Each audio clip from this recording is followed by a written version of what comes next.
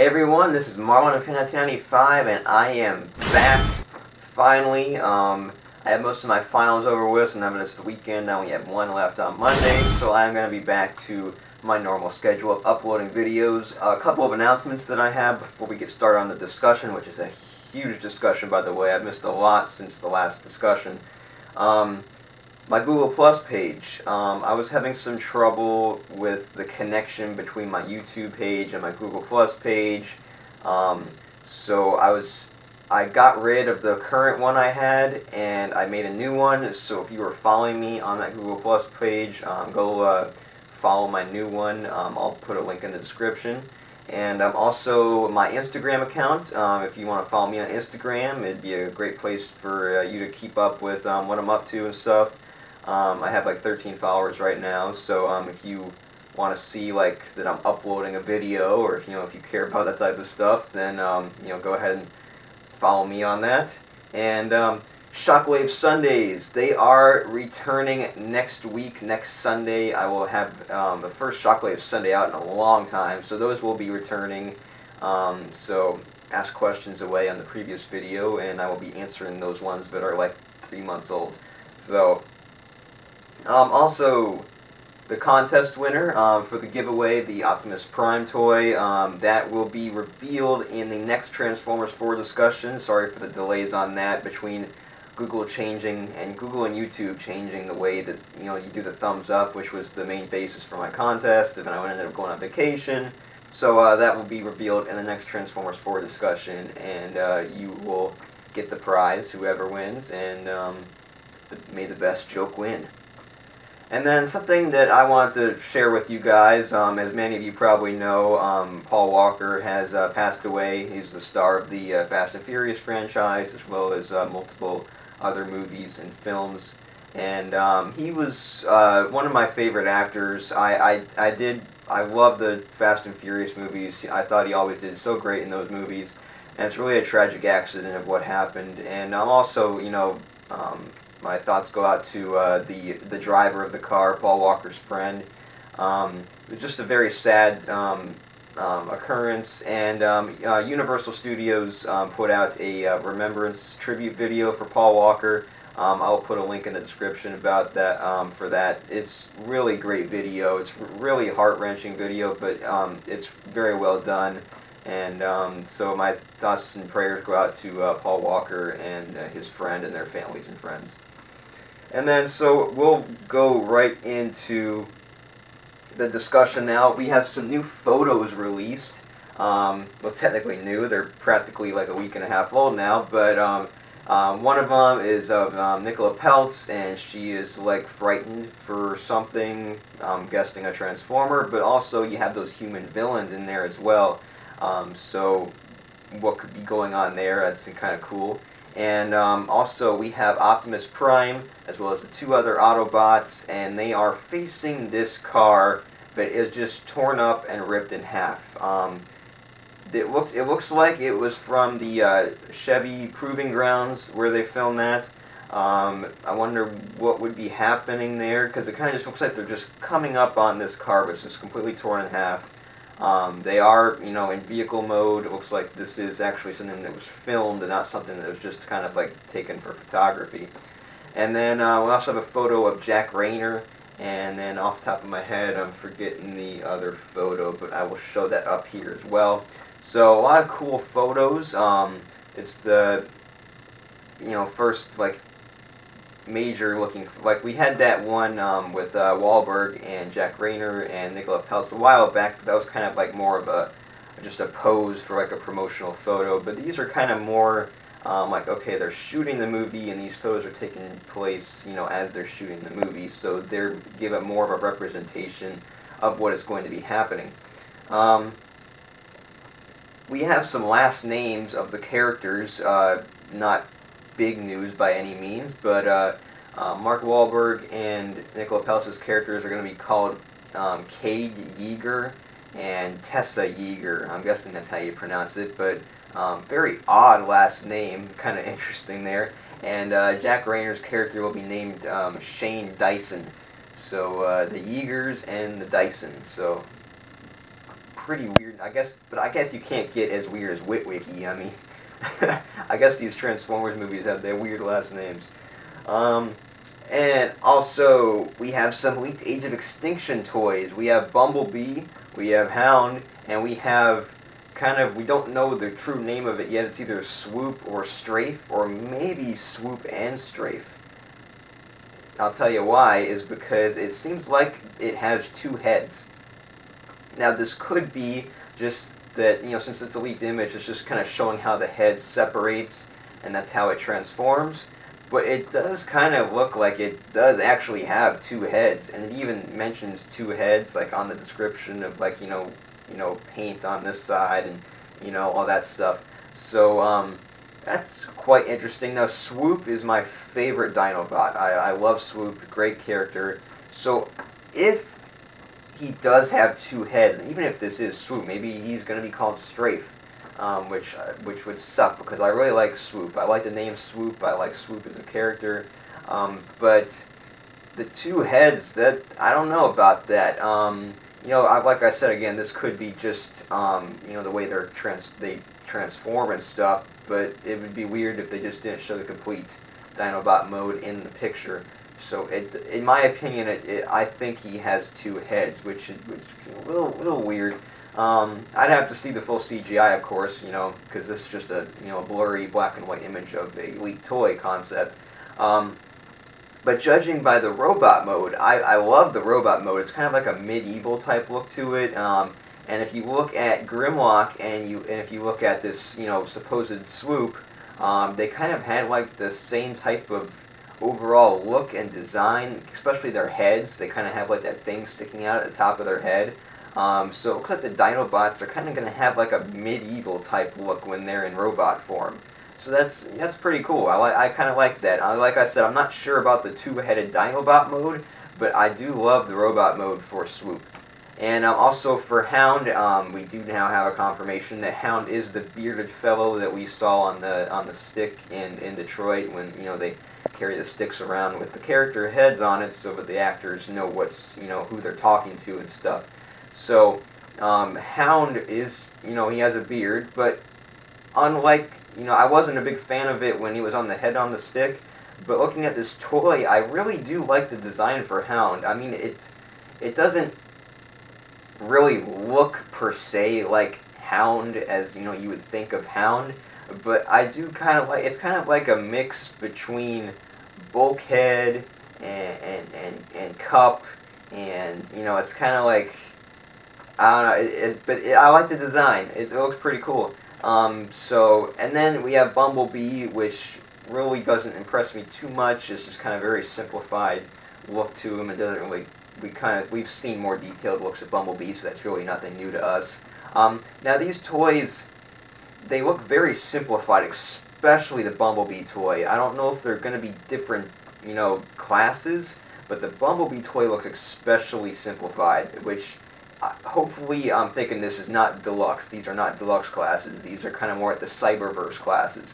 But if they are the deluxe classes, that Bumblebee is going to be a definite pass. Hound and Swoop still look okay, but I am hoping that these are the actual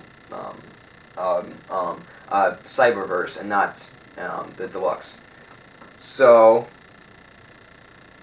we have another toy leak, and that is of Optimus Prime, and you're thinking, well, we saw Optimus Prime, but this is another Optimus Prime, which actually looks a lot better than what we thought was the leader class figure before. This Optimus looks much more well designed. Like, it doesn't have it still has a little bit of a backpack from what you can tell. It's only a picture from the front, but you don't see as much of a backpack on it this time. It's kind of like pushed up towards the top, and there's really nothing kind of dragging behind him.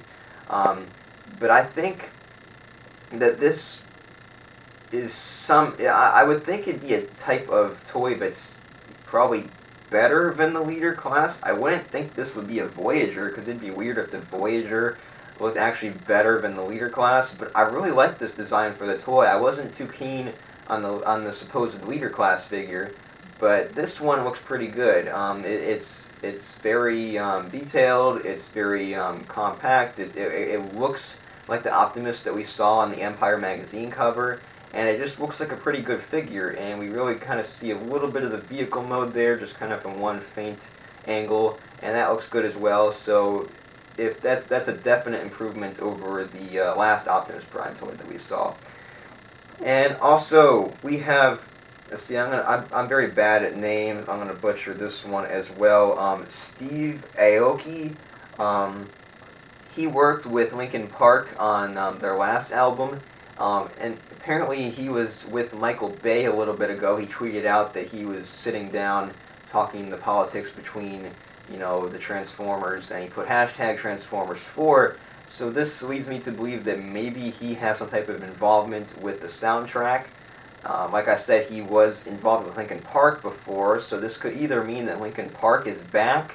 It could mean that Steve is working with Linkin Park on the Transformers 4 soundtrack, or it could just mean that Steve is there and Linkin Park is not, but it just kind of means that they're still, like, Linkin Park is still some way connected, I guess, you know what I mean?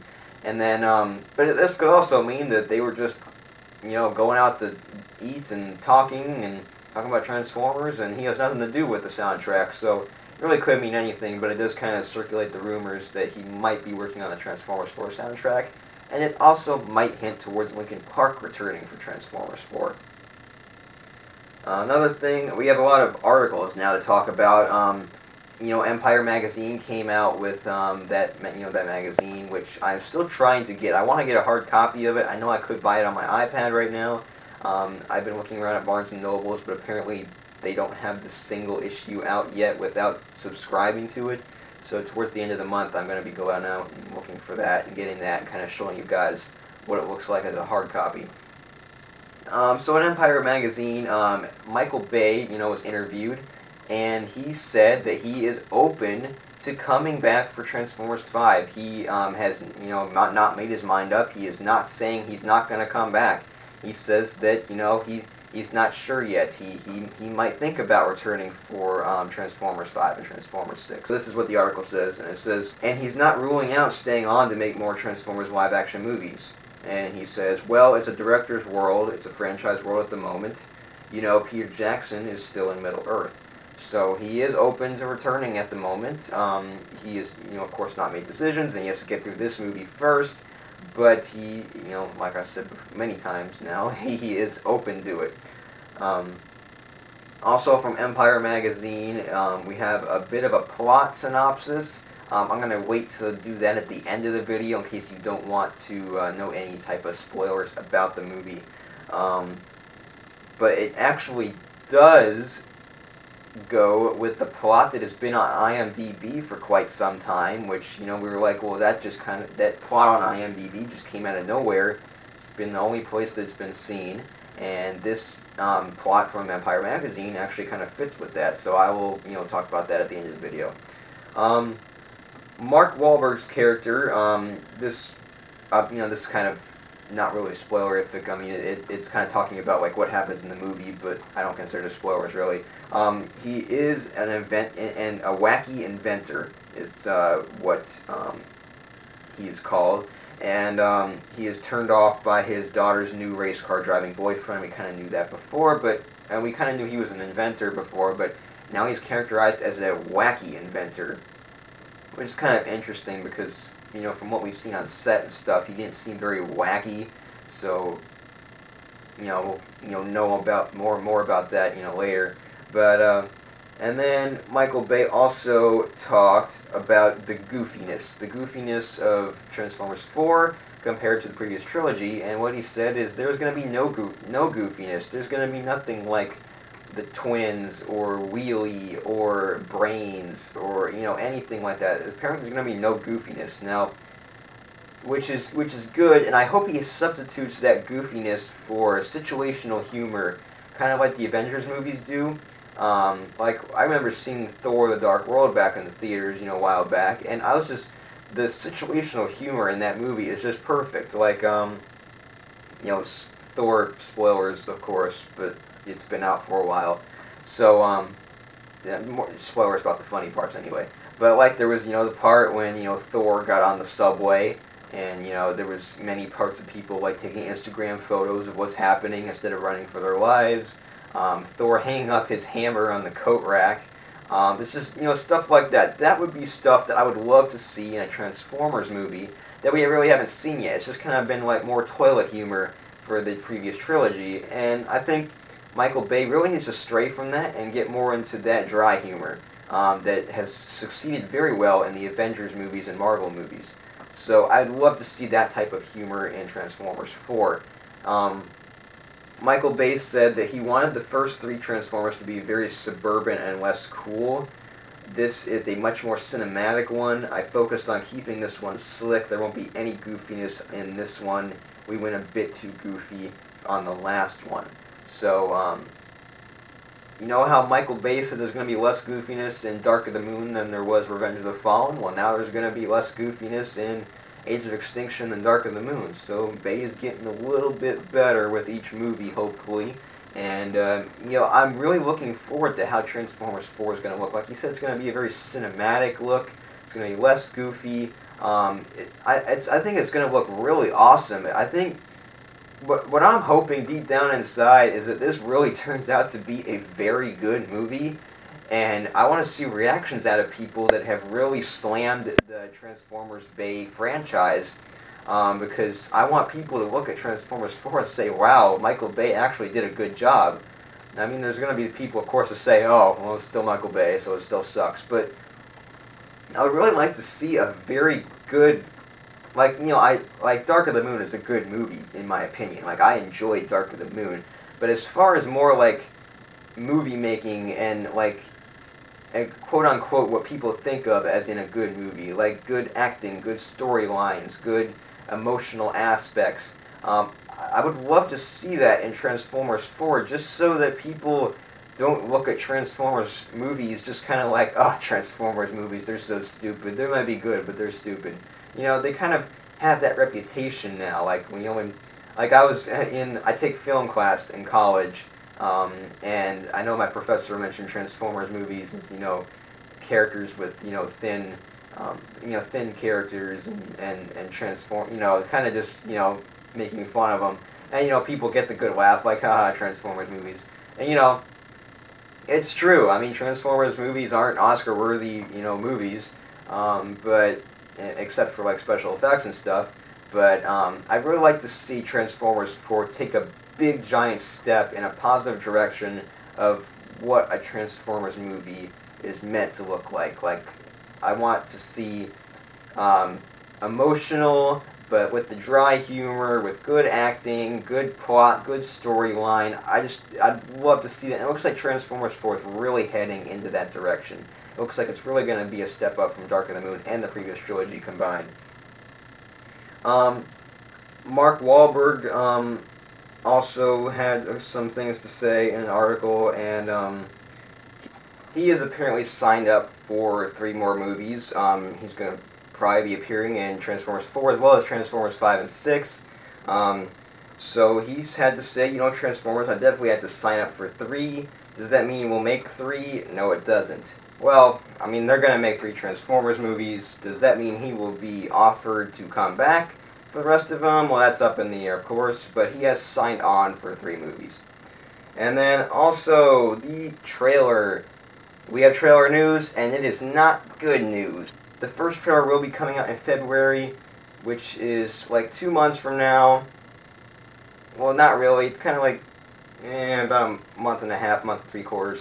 It'll be there will be a Super Bowl spot first on the 2nd, and then we will have a trailer shortly after, according to Michael Bay. I will be doing a trailer reaction video of the Super Bowl spot and the teaser trailer, so those will be coming out, in 2014. Unfortunately, so we will not be getting any footage until then. So now for the plot synopsis by Empire Magazine. If you're sensitive to spoilers, this is the time to leave now. So, leave now if you don't want to hear it. Okay, so Empire Magazine said, Earth is scarred by the events of the past 3 movies, but is moving on after all the giant robots disappeared. Cade Yeager, an inventor, discovers a buried Transformer, which sets the stage for the return of the rest of the Transformers. So the Transformers are gone, apparently. They have vanished. They're probably still on Earth, but they're just kind of in disguise now, which leads me to believe even more that that rusty truck is Optimus Prime.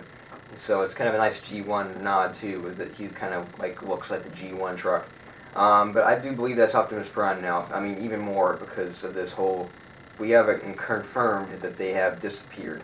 And so Cade discovers a buried Transformer, which connects back to the IMDb plot synopsis little tidbit that said a mechanic and his daughter make a discovery that brings down the Autobots and Decepticons, as well as a paranoid government official on them.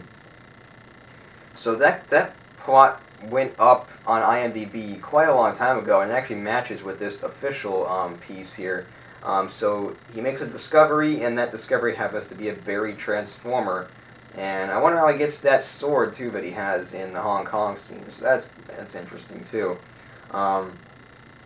So that discovery ends up returning and bringing the rest of the Transformers back. So this Transformer that he discovers, he has to be some type of, big force to be reckoned with. Like this is an important guy if it ends up bringing everyone else out of hiding. Or that could just be because, the Autobots want to help these humans escape the government and all that stuff, and the Decepticons want this Transformer that was, found buried. So, really interesting stuff here. So, and that will just about do it for this Transformers 4 discussion, and I will see you next time.